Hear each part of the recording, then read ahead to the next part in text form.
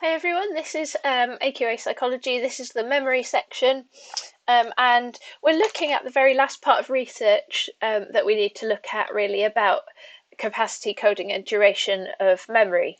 And in this video we're looking at the duration of long-term memory. It's a study that was carried out by Bahrick and some other researchers, and they were looking at really how long does long-term memory last? How long does it go on for? So what they did was basically, this was carried out in America, and they went to people who had graduated quite a while ago from high school and showed them copies of their yearbook.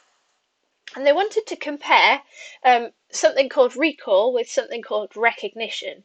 Recall means that you're just asked to recall something, you're asked to remember something without being given any cue or any help. Whereas in recognition, that means that you're maybe given the name of something and you just have to recognize it. So in this case, what they were asking the recall group to do was they gave them pictures from their high school yearbooks and they asked them what the names of their classmates were from the pictures.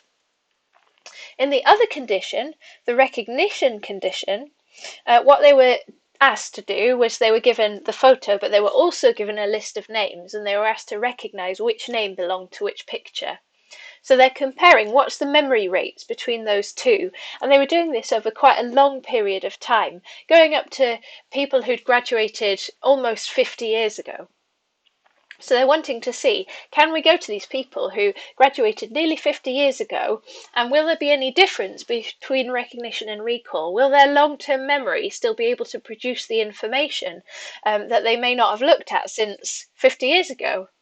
So what they then found was, in the condition where they're just recognizing, they get a really, really high rate of recognition, that the memory produces the right name to a really high degree of accuracy. So the statistic I've put here is that participants were 90% correct even 14 years after graduation. By the time you go up to 47 years, that's then decreased a bit, so it goes down to 60%. But that's still a reasonably high figure, isn't it? If you think about the fact that we're talking about 50 years, it's a long, long time, and yet they're still 60% accurate for that information that perhaps they'd not looked at all in the time that had gone by afterwards. When you compare that then to the recall group, what they found was that it was less accurate, but still showing that memory was working after that time. So after 7 years to start with, it was 60%. But then when you went up to 47 years, it goes down to 20% accurate. But some of that memory is therefore still persisting.